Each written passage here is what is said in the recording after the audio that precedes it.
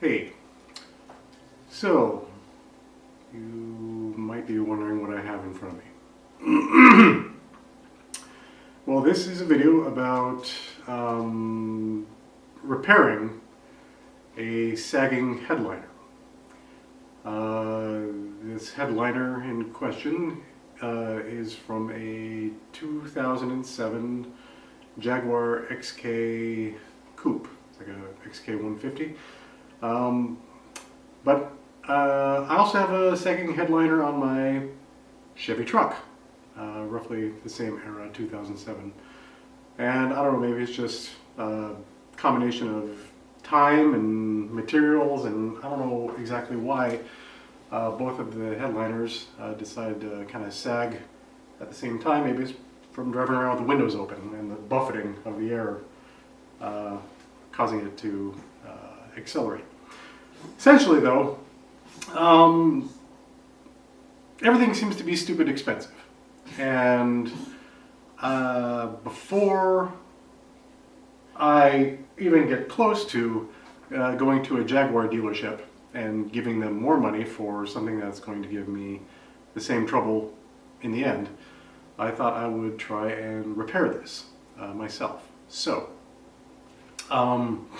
yeah, I did not shoot a video of removing the roof. It's fairly straightforward. It's a combination of mostly Phillips heads on the visor areas and the little luggage or the hangers that you hang stuff from and back, and a star drive for the outside bolts for the visors.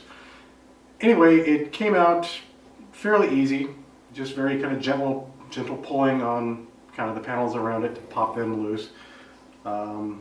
And what essentially it was like just sagging in the middle, and it was adhered sort of on the very edges in front and back. So what I did and what I began doing before I started filming was I gently pulled away this headliner, and I don't know if it's visible, very visible, but you can kind of see this tan foam kind of in the very center of this fabric. And to a large degree, and you have to be kind of gentle with these panels because they are kind of fragile and not very well made. I mean, they're just they're lightweight, and they're supposed to be lightweight. You can see where the foam, this kind of tan foam, has kind of degraded and it's separated here. This is where it was adhered that I just kind of pulled it away from. And below this this foam, that basically you can just run your finger across it and just essentially rub it off. That's how fragile this stuff is. There's sort of an underlayment, under surface that has some spray adhesive that everything was sprayed onto. What I'm intending to do is essentially just get rid of all of this tan foam. And what I've found that works good is just a simple, short, kind of a stiff brush, nothing too aggressive. I don't want to mark up any of this underlayment surface. But basically you can just kind of go back and forth.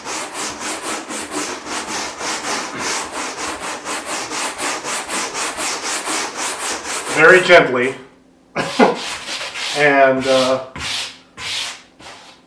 kind of rub off this foam. And all we want to do essentially is just expose this kind of gray surface underneath. And I'm going to be doing, the exact same to the actual headliner fabric. Just kind of gently, as gently as possible without stretching or deforming this fabric, is getting all of this foam off that surface. And there's probably going to be kind of a residual, spray adhesive from when it was applied. And you kind of want to, have clean hands because, well, I mean, this is a light colored roof. If you have a dark colored roof, maybe it doesn't matter as much. But essentially, we are just going to, once all the foam is removed everywhere, we're just going to use some spray adhesive and directly adhere the fabric back onto this underlayment. Guys, shh, I'm talking. So anyway, yeah, and you know, you basically gotta just kind of gently do it in stages. You can't be super aggressive. You know, this is just basically cardboard. Is kind of what this roof is, and so you do have to, you know, take your time and, you know, clean off sections and kind of vacuum up all these pills of old foam. But yeah, I'd say, you know, this is like, you know, a weekend of kind of goofing around work, and you know, you just kind of get it as clean as possible and take your time to reassemble it. I will continue with this, and after I'm done with all this kind of removing of the foam, we'll come back to what I'm going to do as far as gluing it back together. So, all right, we'll be back. Here we are back with this headliner panel. All of the loose polyurethane foam has been stripped off, and also from the headliner fabric as well. I'll show you that in a second. And it's kind of leave behind like sort of like this kind of, I don't know, kind of elephant gray, just textured surface. You can probably make out there's like, you know, some kind of lighter areas where you can see that's probably the spray adhesive that they just kind of waved over it when they put the fabric on with the headliner and the foam. Honestly, I would almost leave it like this. If I had a dark gray interior, I would probably just yeah, find some fabric dye or something like that that was really close to the interior and do this, because I typically like dark interiors. But the rest of this interior is that kind of light tan, so this really won't work. And then, here, I'll show you the fabric. Alright, so yeah, this is the underside of the fabric that had the foam removed, and you can see it is darker with, I guess, whatever the adhesive and whatever, you know, very small, tiny little bits of spray foam of that, or just that polyurethane foam is left. So it doesn't seem to be, you know, a particularly stretchy fabric, and maybe that's one of the reasons why it started, you know, when the foam breaks down, it just doesn't have anything to cushion that breakdown. You know, the fabric doesn't expand, and so it forces the foam to kind of decompose and fall apart. When I was laying this kind of back out, just checking for fit and everything like that, I started to notice that there's a possibility that that this fabric, just by virtue of getting rid of, you know, like it was probably like a 1/16, maybe 2/16, maybe 3/16 of foam. Just getting rid of that over, you know, a large surface area like this might mean that there isn't enough fabric to recover this. And maybe perhaps some of you are saying, well, why didn't you just, you know, spray the old foam that was there and kind of put it back together?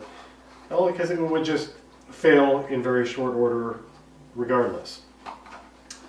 I was kind of tempted to, you know, start in the center and, you know, start, of course, at this area, because this is at the front of the car. This is what is most visible, and if this stuff doesn't fit together properly, then, you know, what's the point?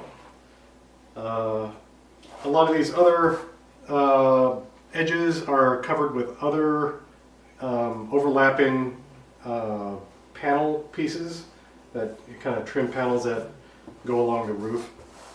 But I still didn't want to run into a situation where, you know, I was desperately running out of fabric and having, you know, exposed surfaces. So, kind of a solution that I am doing just to buy back a little bit of fabric is I marked some kind of pretty close center line marks to the center of the panel, and took some newsprint paper that my wife had for sketching, and I essentially made 1/2 of that, and then I had some high density foam because I'm a kind of an artsy and craftsy guy, and then laid that out on, you know, found a center line for that, laid that out on each half, and made a symmetrical foam pad, which I'm going to, you know, just kind of like roughly place in the center here. I'm going to taper these sharp cut corners, these sharp cut edges, so that they transition more smoothly into the headliner. But this should buy me back a fair bit of material through this. So, and of course, you know, this conforms very nicely to, you know, this kind of pressed, steam pressed panel surface. And yeah, I mean, I could have like really just taken a lot of time and just glued the fabric directly down to this, and would have been working kind of outward, you know, doing my best to pull the fabric taut and hoping that it would get out to the edges. But what that's also going to do is that's going to create a lot more internal tension on this, you know, and it's going to just be essentially pulling against itself, and especially after I, you know, put it up in the roof. Probably the best solution for this is if you do pull this out and you don't want to do all this work, you know, take the fabric as a sample into an upholstery shop and have them, you know, start from square one with a big fresh piece of fabric. That way you're not going to run out, and then if it's a good shop, you'll be able to respect the craftsmanship that actually goes into a lot of this stuff.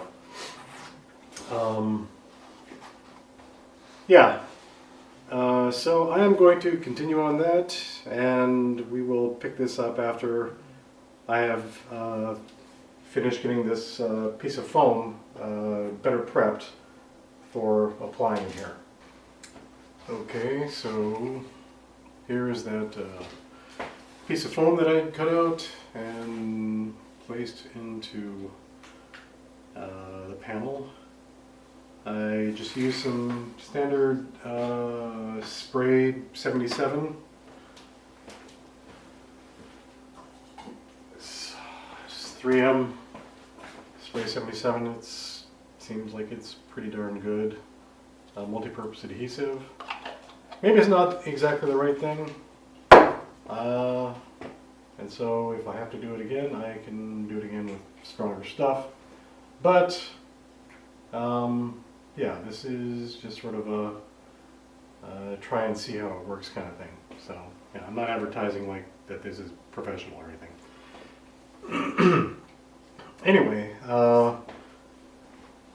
so at this point, I was just kind of getting this guy laid out and ready to glue in, and hopefully it'll be a little bit easier with that piece of foam in place.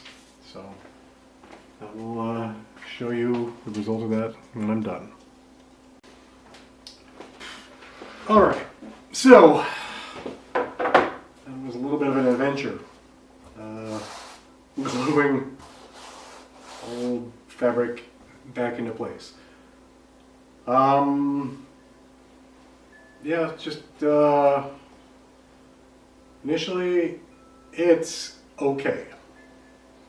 It's not a professional result by any stretch of the imagination, but it is back on and it is reasonably secure. I was able to get the fabric to mostly conform to all of the contours that I needed it to. You can kind of see on this edge that the fabric didn't quite make it to the very edge, but I'm pretty certain that is going to be overlapped by a piece of panel. There's a little separation between the foam and the roof, and frankly, I'm okay with that. You got a good adhesion between the pad and the fabric, and so yeah, probably the most glaring lack of adhesion is the transition from this foam to this, and there just doesn't seem to be enough fabric. Either that or the fabric does not seem to be willing to stretch down to conform to that. But that is in the back of the car, and no one is ever back there. So anyway, yeah, I'm going to reinstall this panel after it's had a little bit more time to dry and gas off, and I get myself a little bit of lunch. But yeah, so this was what it was. This was a repair. This was not, you know, a high craftsman, you know, panel replacement. And given the fact that these panels retail for anywhere between $500 and $700, I'd say it was worth it for like a spray can of adhesive and a little bit of foam to give this a shot. Don't know if anyone else wants to give this a shot on their vehicle, but yeah, it might be worth it these days when the price of everything is cuckoo bananas. Anyway, I hope you found this useful. If you did, I'm gratified by that. Anyway, yeah, this is all about just seeing what's possible with what's at hand. Okay, so here we are to show the final headliner in place. I mean, it's not absolutely perfect, but it's staying in place, and you know, typically, I don't know about anyone else, but as a car owner, I don't look up at my ceiling in a car, only if it's like drooping down and touching my head. So I am going to call this a success. And I guess, yeah, there's all different types of definitions of success, but I'll take this as a quick repair.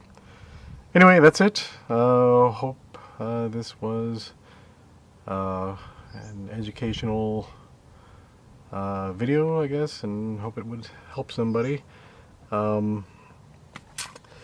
Yeah, I mean, I guess I'll just go through real quick and describe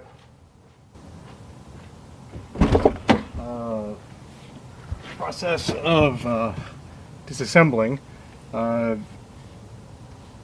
This section right here kind of nests into both ends and you want to take off like this little center plastic thing that just pops right out.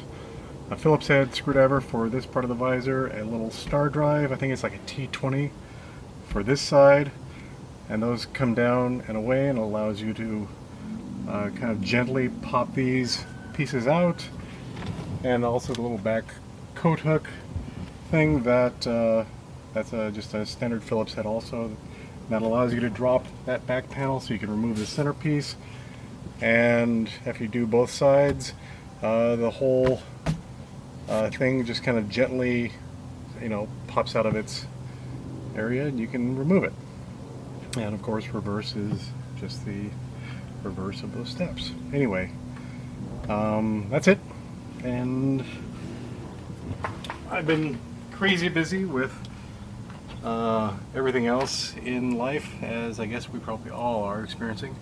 I'm going to try and get back to the Lancia and do some kind of video sometime, but I'm not going to promise any timetable on that. Anyway, that's it. Bye-bye.